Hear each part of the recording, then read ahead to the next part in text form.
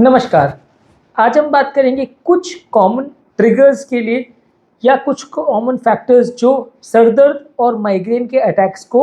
लेके आते हैं। आज हम उसके बारे में बात करेंगे कौन कौन सी चीज़ों से आपको सर दर्द या माइग्रेन का अटैक आ सकता है, जिसका आपको ध्यान रखना ज़रूरी है। काफ़ी लोगों को बार बार सर दर्द और माइग्रेन का प्रॉब्लम ज़रूर होता है, लेकिन उनको दिक्कत ये होती है कि उनको ट्रिगर्स के बारे में पता नहीं होता, क्या चीज़ों से ये हेडेक हो सकता है, कौन कौन से रिस्क फैक्टर्स से उनको प्रॉब्लम हो सकती है, ये नहीं पता होता, जिसकी वजह से हेडेक को या सर दर्द को मैनेज करना उन्हें मुश्किल पड़ता है। क्योंकि इस तरह के पेशेंट्स में बार बार उनको हेडेक होते रहता है, दवाइयाँ बार बार लेनी पड़ती है, कई बार लाइफ टाइम या कंटिन्यूस दवा भी लेनी पड़ती है, जिसको लोग नहीं लेना चाहते। तो आज हम डिस्कस करेंगे कौन कौन से चीज़ों से हेडेक या माइग्रेन के अटैक्स आपको आ सकते हैं।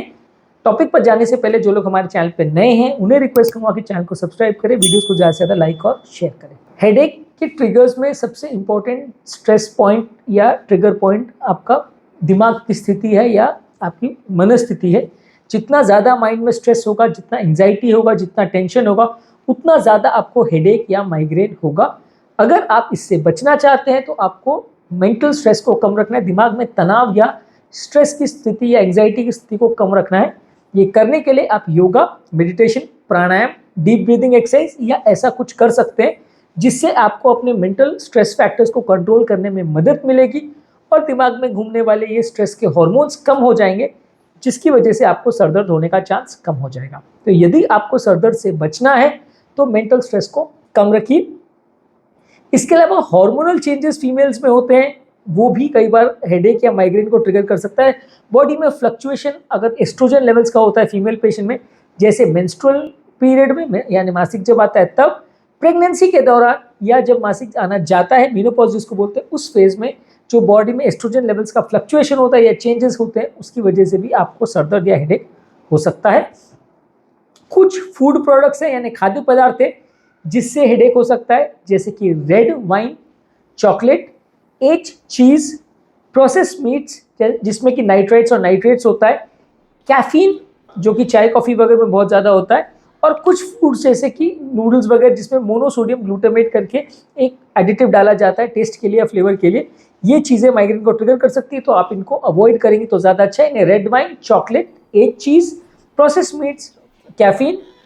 और नूडल्स वगैरह जिसमें चाइनीज़ प्रोडक्ट्स जिसमें MSG यानी मोनोसोडियम ग्लूटामेट होता है। कुछ एनवायरमेंटल फैक्टर्स है जैसे कि ब्राइट लाइट यानी तेज़ रोशनी, बहुत लाउड नॉइज़, बहुत तेज़ नॉइज़, या बहुत स्ट्रॉन्ग परफ्यूम या केमिकल्स की स्मेल, या कोई चेंज अगर वेदर कंडीशन में होता है या वातावरण के जो प्रेशर्स है, बैरोमेट्रिक प्रेशर जिसको बोलते हैं, इसमें अगर कोई सडन चेंज होता है तो इससे भी आपको हेडेक हो सकता है। नींद अगर आप प्रॉपर नहीं लेते हो या बहुत ज़्यादा या बहुत कम, दोनों ही अगर आप स्लीप रखते हो तो भी इससे हेडेक हो सकता है। अगर आप पर्याप्त मात्रा में पानी नहीं पीते हो, बॉडी डिहाइड्रेटेड होती है, तो इससे भी हेडेक ट्रिगर हो सकता है। इसके अलावा फिजिकल फैक्टर्स में अगर आप बहुत ज़्यादा फिजिकल एक्सर्शन करते हो, खराब पोस्चर करते हो, या गले में मसल्स में अगर खिंचाव या तनाव होता है, तो उसकी वजह से भी आपको हेडेक हो सकता है। कुछ मेडिसिन जैसे कि हार्मोनल ट्रीटमेंट्स और हार्ट अटैक के लिए दिए जाने वाली नाइट्राइट मेडिसिन या नाइट्रेट मेडिसिन जो नली को डायलेट करने के लिए वैसोडायलेटर्स, ऑर्बिट्रेट्स वगैरह जो होती है ये यूज़ करते हैं, इससे भी वेन की नसें डायलेट होती है, ब्लड सप्लाई सडनली बढ़ जाता है, तो माइग्रेन ट्रिगर हो सकता है। कैफीन पीने वाले या चाय बहुत ज़्यादा पीने वाले अगर सडनली उनको चाय नहीं मिलती है तो कैफीन का विड्रॉल क्रिएट होता है बॉडी में, इसकी वजह से भी आपको सर दर्द या हेडेक ट्रिगर हो सकता है। इसके अलावा कोई चीज़ का अगर एलर्जी है जैसे कि dust, pollen grains, animal pets का जो फर होता है, डैंडर वगैरह होता है, या कोई स्पेसिफिक केमिकल से भी कई बार ट्रिगर हो सकता है माइग्रेन और हेडेक। मील्स खाना यानी खाना खाना को अगर आप मिस कर देते हो, स्किप कर देते हो, तो उससे भी आपको हेडेक या माइग्रेन ट्रिगर हो सकता है। बीच बीच में अगर आपका कोई खाना मिस हो जाता है तो उससे भी आपको माइग्रेन ट्रिगर हो सकता है। आंखों में बहुत ज़्यादा अगर स्ट्रेन या तनाव पड़ता है तो इससे भी आपको सर दर्द हो सकता है। कोई पर्टिकुलर मेडिसिन का अगर आप ओवर यूज़ करते हैं, जैसे पेन किलर मेडिसिन या कोई प्रेस्क्रिप्शन मेडिसिन,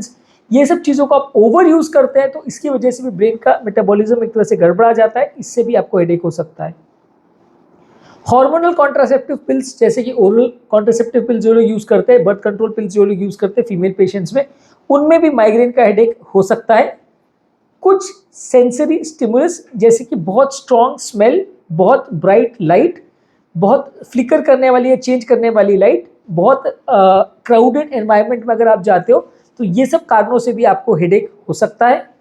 बहुत एक्सेसिव फिजिकल एक्सर्शन अगर आप बहुत ज़्यादा करते हो, बॉडी को पर्याप्त मात्रा में रेस्ट नहीं देते, तो उससे भी हेडेक हो सकता है।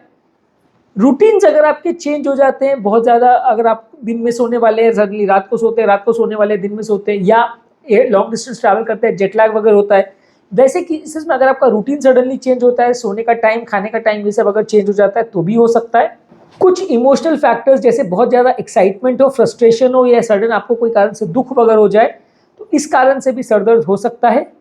कुछ वेदर रिलेटेड फैक्टर्स जैसे कि टेम्परेचर सडनली चेंज हो जाए, ह्यूमिडिटी सडनली चेंज हो जाए, एटमॉस्फेरिक प्रेशर चेंज हो जाए तो इससे भी हेडेक हो सकता है। और इसके अलावा कुछ जेनेटिक फैक्टर्स या फैमिली हिस्ट्री अगर किसी की हो माइग्रेन वगैरह की, तो वैसे के केसेस में भी सर दर्द या माइग्रेन की फ्रीक्वेंसी ज़्यादा हो सकती है। तो बेसिकली आज के टॉपिक में हमने डिस्कस किया कौन कौन से कारण या कौन कौन सी चीज़ों की वजह से आपको सर दर्द या माइग्रेन या हेडेक हो सकता है।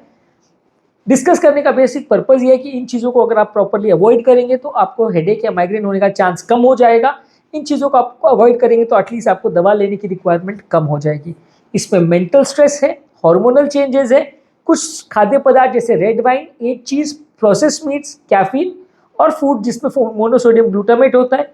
कुछ एनवायरमेंटल फैक्टर्स जैसे कि loud noise, excessive environmental changes, कोई केमिकल का exposure, bright lights, crowded environment, नींद पूरी ना होना, खाना प्रॉपर टाइम पे नहीं लेना, स्ट्रेस बहुत ज़्यादा लेना, मेडिसिन जैसे नाइट्रेट्स वगैरह का प्रयोग करना, चाय कॉफ़ी जो लेने की आदत है उसको सडनली बंद कर देना, एलर्जी कोई चीज़ का हो जाना, आंखों पर या दिमाग पर बहुत ज़्यादा स्ट्रेन पड़ना, बॉडी पर बहुत ज़्यादा स्ट्रेन पड़ना, हार्मोनल चेंजेस होना, फिजिकल एक्सर्शन बहुत ज़्यादा करना, रूटीन का सोने खाने का ये सब का टाइमिंग सडनली चेंज हो जाना, वेदर का एनवायरनमेंट का चेंज हो जाना, बहुत सडन फिजिकल या मेंटल स्ट्रेस या इमोशनल स्ट्रेस अगर किसी को होना, या जेनेटिक एनवायरमेंटल फैक्टर्स या फैमिली हिस्ट्री की वजह से लोगों को माइग्रेन या हेडेक का प्रॉब्लम हो सकता है। टॉपिक एंड करने से पहले जो लोग हमारे चैनल पर नए हैं उन्हें रिक्वेस्ट करूँगा कि चैनल को सब्सक्राइब करें, वीडियोस को ज़्यादा से ज़्यादा लाइक और शेयर करें ताकि ये सबकी मदद हो सके इन वीडियो से।